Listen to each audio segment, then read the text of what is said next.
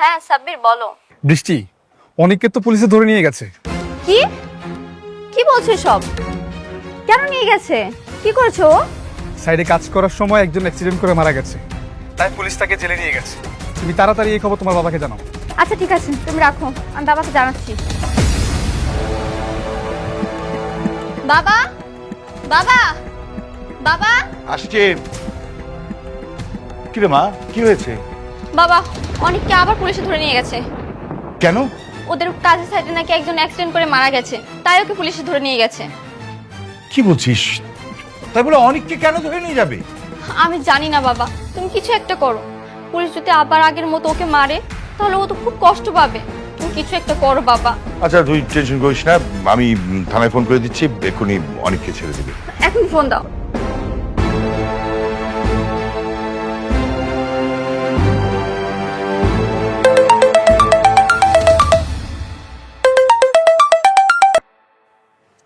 Hello, Rocky খান বলছিলাম।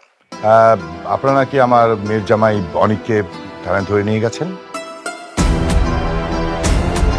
হ্যাঁ, এনেছি। কেন? অনেক কি খুনি? সে কি অপরাধ করেছে? হ্যাঁ, ইচ্ছে করে শ্রমিককে ধাক্কা মেরে ছাদ থেকে ফেলে দিয়েছে।